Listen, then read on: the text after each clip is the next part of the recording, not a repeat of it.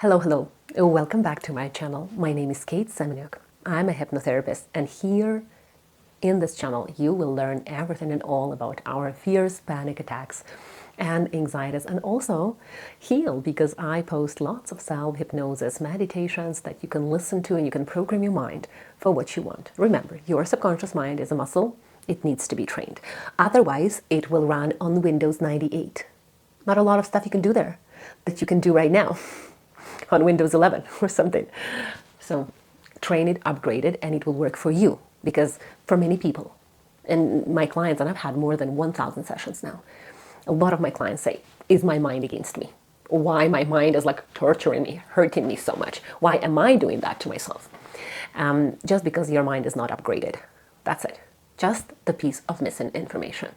That's it. That's all that you need to know. Just changing the perspective. And today's topic is a very deep topic that comes up in many sessions. I would say in 70 sessions, 70% of sessions out of everything I have is tied, or there is a problem of connecting to others closer. So today's fear is fear of connecting, fear of building close bonds, fear of getting closer to people or letting people closer to you. As well, people come to see me and they say, something is missing. It's like I don't let people in, but I want connection. I really want it. And we're human beings, right? We're social beings. We want connection, but somehow people don't feel like they can. People feel like I just push people away, or people push me away. And I don't understand where is that dissonance? Where is that conflict is coming from? When they come to see me, usually the biggest problem where they notice it is their relationships, their romantic, intimate relationships. Because intimacy is not a game. It's a genuine connection. And it's one of the hardest things for us to do. As human beings, we are born to connect intimately. I'm not talking about intimacy in terms of sexual relationships. I'm talking about these close bonds. This trustworthy, this open, when you don't have to play any roles, that kind of connection. And people see, and usually people come to see me for 3 reasons: money, health, and relationships. So relationships, when the problem hits relationships, people will run to therapy because they really want to get better. So what happens when we, what kind of symptoms of this? I can't let people in, fear of connecting closer. Usually people notice that they are disconnected from their partner. They say, well, we live together 5, 10, 2 years, 20 years, but we are like different people. Like we are like living in like renters of one place, sharing the bills. But we can't talk, we can't have deep, meaningful conversations. We usually, it's all surface. So one of the symptoms of like fear of connecting is the surface conversations. People feel artificial. And the more aware you become, the more you can notice that artificial part of you coming out. When we play roles, right? When we want to impress, when we don't know what to talk about, right? So we do these surface conversations. And the more aware you are, of these moments. And the more frustrating they become, because there is no aftertaste after the conversation. There is no aftertaste after you go out with friends, but there was all surface level communication, and there was just these chats that are like empty, in meaning and empty in emotional connection. You don't have that beautiful aftertaste like you have after a wine. We do that after we connect to someone. We do have that aftertaste, like, wow, that was really nicely spent. I spent my time wisely, and this was the best time I had today. So deep connections do have that, but when we don't let people in, when we have that surface communication, of course we won't have that aftertaste. We will even see that, just wasted my time. Another thing is feeling like people don't understand you, or not understanding people. Awkwardness around, right? So people say like, well, I don't know, like I feel like people don't hear me, don't understand me, they don't see my point of view. All of these symptoms also, they're symptoms of fear of connecting deeply, fear of being vulnerable, right? Because when we connect, you come out who you are, and we don't want to show who we are. We want to hide that somewhere because of the childhood traumatic experiences. And it's not because of, it started there. But the reason why you're still not connected is just the protective strategy of your mind. It's just the mind that wants to keep you away from pain, that's it. Any fear of judgment, fear of other people's opinions, fear of people are afraid to commit in a relationship. Some people have fear of marriage or whatever. They start to have a fear of intimacy. All of that is just the mind says, like, we can't hurt. It hurts too much when we get too close. When we trust, when we open our heart, someone uses that against us. So that's what happens. I had a wonderful client that was a very aware client. And she said, when we went to the session and she was in the slight, relaxed, hypnotic state, she says, my husband cheated on me 20 years ago, my first husband. And I couldn't understand. I was so angry at him. I was so mad at him. And now I understand that I never really opened my heart to him. I was so cold to him. Our intimacy was calculated, measured, right? I didn't want to tell about my issues, my problems. I didn't want to tell about my story and my childhood because it was traumatic, right? And I didn't want to be a burden to him. But I never really connected to him. And when he cheated on me, he probably looked for that deeper connection.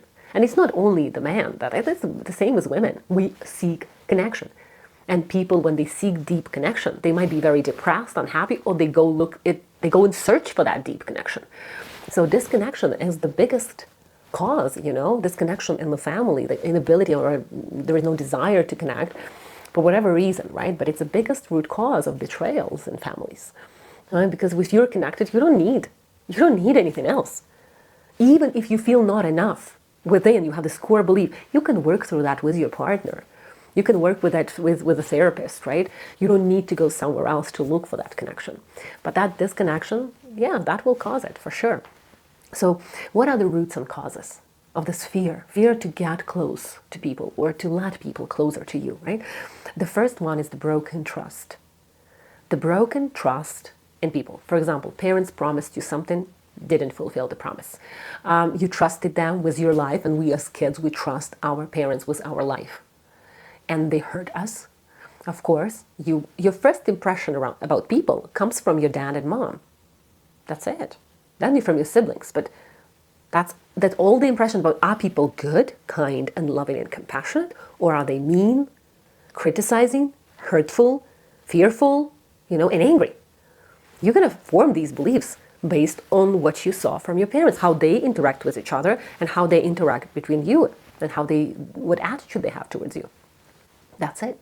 So that broken trust, right? The mind, the heart will say, let me close it. Let me close your heart and let's not get it hurt because that's too painful. A very understandable strategy for a child. The thing about the life is when we are born, if you think about life on the broader spectrum, from a more spiritual meaning, the life it's like this kind of it's like this journey. You are born with your open heart, then you close it, and then you open it again. As you grow up and you have ability, potential, resources to heal, you open your heart again. That's the journey. That's the journey. Yes, we would say there are people who are born in very loving families, right? And they will have that open heart. But for many of us, that doesn't happen. So we have a journey of closing our heart in order to protect it and open it up again when you heal. So, because deep connection, intimacy, a genuine communication, time spending with people. It's the most precious thing that I see in my clients they're looking for. The biggest regret that people have when they're older, and I had quite a few clients after 75, 78, 83, right? These last decades of your life, they feel lonely. They feel frustrated. They have big regrets about not connecting deeply with others. That's and we don't want that for ourselves. So your job is to open your heart eventually, because it's not that you don't trust people. You don't trust your own ability to withstand rejection. Your own ability to be okay with rejection if it happens. You see, love has like a package of two. If you go to Costco, right? You go to Costco and you buy one bottle of something, of olive oil, and it gets a package of two. It gets two. The same with love. Love is like a package. You don't get just love. You get the rejection. You get the broken heart. You get the embarrassment, the abandonment, the missing of the grief, right? Like all of these feelings are like little tales, of love. Love is so deep, but at the same time, the feelings are deep as well. So that's what we are afraid of. We are not afraid to connect to people. We are afraid that we won't be able to withstand and overcome and feel that rejection. That's it. We believe that if the rejection happens, if the feelings and my feelings, my genuine, open, loving feelings will be turned against me, like it happens to many kids, then I will, I won't be able to do that. That's a child's position, right? The child really couldn't do this. The child couldn't, the only way they could do is to bury the feelings inside, to put them for later. Not to bury them forever, because it's not possible. They somehow will show up either in your body or in your mind. But to put them for later until you grow up, you've built resilience, you are independent, you are free to actually deal with these feelings. That's what a child does. Yes, a child cannot withhold a lot of rejection. It's painful. So that's what happens. Another root cause of connecting is the loneliness in childhood. When we have been alone for a lot, this will be our bullying, right? Isolation in school, isolation at home, feeling different, feeling not belonging. The mind starts to believe, I'm not worthy of being around people. I'm not worthy to be loved by them. And the mind will protect you. Oh, you're not worthy? Let's not even hope for that, because that's too painful, Let's stay in the pain that we know. Let's stay in whatever we are right now. And that's what the mind does for us. And we then justify our loneliness, Oh, I actually love to be by myself. I love to be by myself. I adore people clients come to me with deep depression, sometimes suicidal thoughts. And I ask them, what is happening? Well, I love to be by myself. That's the thing. I love to be by myself. So I was like, what's wrong then? What's not working then? Well, I'm so depressed. I was like, but if you love being by yourself and you're by yourself a lot, you should be happy. Isn't it? You should be happy in that being alone. So what's not working? Maybe you're lying to yourself. Maybe you became okay and familiar with loneliness. But that's not what you want, actually. But because your mind will protect you, the mind will justify it. The mind's like, we don't even need it. That mind justification process, finding the reason to not want it. I didn't even want it. Oh, it's not even important to me. Oh, I want to lose weight, but no, these thin, fit people, they're unhappy.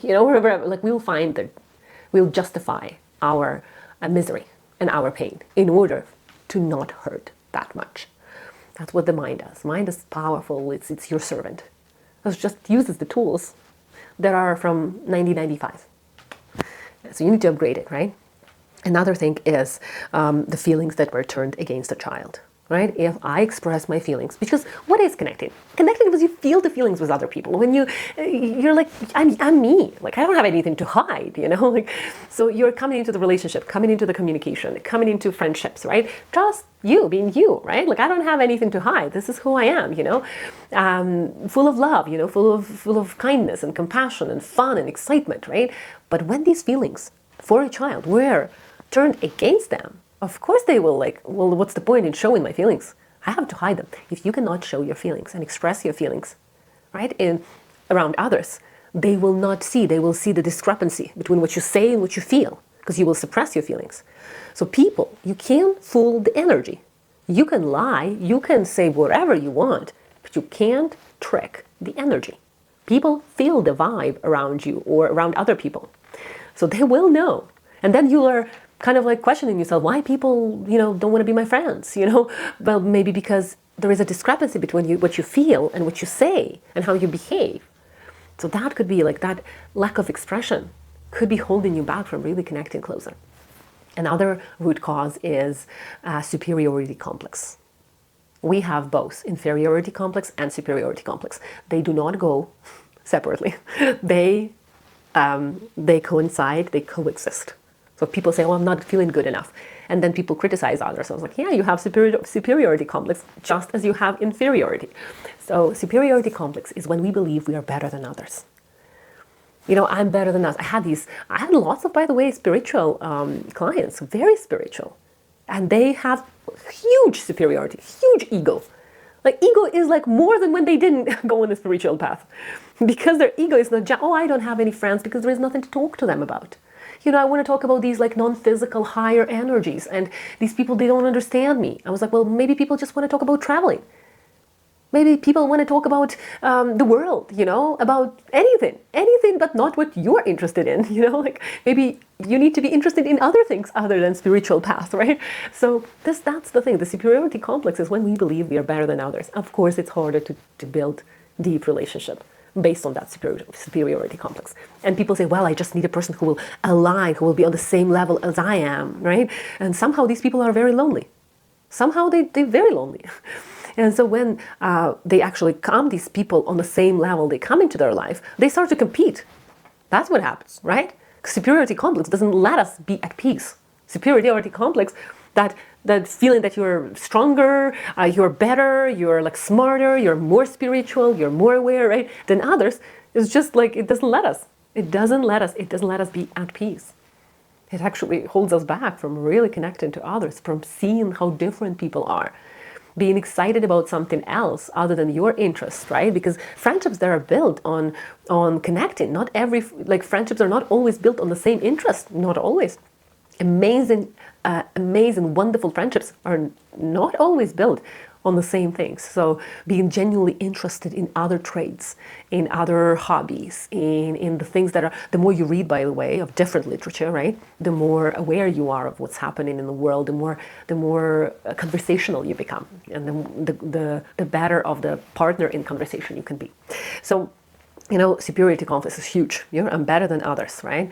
And that can hold you back, that can close your heart, and you will be kind of like okay because you have a superiority complex. You'll feel like, oh, I'm better than others. But at the same time, the miserable feelings, there will be there underneath that all the time. Just like a package of 2 in Costco, right? Another one is when people lose hope. They lose hope and they have a vision and perspective of other people as mean, angry. They lose hope in kindness. Like, I just don't see kind people. I look, because the mind focuses on all the negative things, you notice most of the negative things that happen.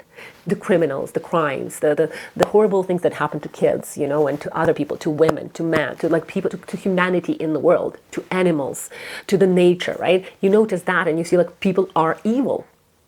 And if people are evil, I don't want to have anything to do with them. So we have fear, actually, of connecting because we believe that everyone has the evil part around them. Yes, everyone has a darker side around them. Everyone is capable of extreme pain and extreme healing. That's the thing, right? Just like as there is extreme pain that we can inflict on others, we also have an incredible ability to heal. We have ability for compassion. We have ability for kindness, for empathy, and all of these wonderful things that they write in affirmations about. So it's about installing back, reviving, reclaiming back that trust within yourself. That you can be okay. You can be okay when people separate. You can be okay when friendships die at some point, right? It's a metaphor, but when friendships fall apart. But that was an incredible time. I have friends here in Canada that I had for many years before we fell apart. And I'm so grateful because the most wonderful times I spent with them. It's like I can never forget it. I don't want to forget it because it's so wonderful. So your relationships, your past relationships, we're all teaching you how to love. So as you reclaim back the trust and knowing that every person in your life had some sort of like a meaning into your life in order for you to awaken, in order for you to open your heart again, right? That there are wonderful people in this world who are ready to connect. Understanding, not denying that, oh, I don't need to connect, I'm okay by myself. Yes, that's great. Then there shouldn't be a depression, right? If you're so happy being by yourself, there shouldn't be a depression. And if there is not, great, live by that, live by your truth. But if you do feel miserable, sad, upset, lonely, and at the same time you tell yourself, well, I don't need people, then it's a conflicting belief. Because subconscious mind doesn't know what to give you. I want to be around people, but I don't want to be around people. So subconscious mind clashes them together and they cancel each other. And that's it. You don't have any of those. You're not happy when you're alone and you can't connect. So that's the subconscious mind will cancel your personal lies towards yourself. And it will not give you what you want. And at the same, because it's an incongruency, incoherency between what you want and what you believe in. So maybe the beliefs have to be changed. In the next video, I'll give you a very wonderful metaphor around how the mind works. So that's what really helps, really building the trust in your resilience, in your strengths, that you can let people in and you can let people go. You can attach to people and you can let them go. Attachment, as much as it's painful, right? When we have anxious attack, but at the same time, it shows us how much we want to love, how much we want to be around someone, how much we want to form connections. It's wonderful, it's beautiful. And the rejections, yes, they will happen. They will happen because nothing is permanent in this world. So some rejections, some abandonment, some betrayals, yes, that would happen. But the more you know yourself, please, this is very important. The less you know yourself, the less people can understand you. The more you know yourself, the more people can understand you. So if you have any belief that, oh, people don't hear me, I'm not seen, I'm not understood, I'm not heard, right? It's because you don't hear yourself. You don't understand yourself. You don't see yourself for who you are. And that's it. So the inner journey of healing is a wonderful path to deep, meaningful, genuine connection. That's what it'll come for the hypnotherapy session. My contacts are below. You can definitely book a consultation. We can work on that. We can work on your specific problem, fear, anxiety, some sort of inner conflict, so you can be happier, so you can be more joyful. Yes, feelings and emotions and states of mind, they differ, they're not permanent, they always change, but at the same time, the more you can bounce back to joy and gratitude and appreciation, the more life you have in your life. The more connection you have, the better future you have, by the way. The more connection you have with people, the more secure you are in the future. Think about it. When you connect with someone really deeply, you leave an imprint in their heart. They will remember you. And when you're in need, they will help. Building networks, it's like securing your future. Building connections, not the surface one, but the deep, meaningful, wonderful, kind, compassionate connections. It's a very beautiful thing.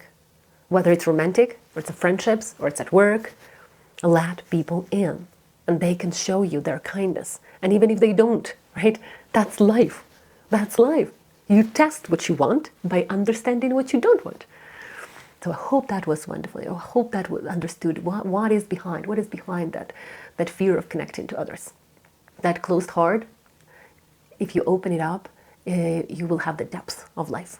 Yes, you can have the depth of some emotions. You can feel the sadness deeper. You can feel the joy deeper. But it's so worth it. Your future is so worth it. I love you all. Be healthy, emotionally and physically.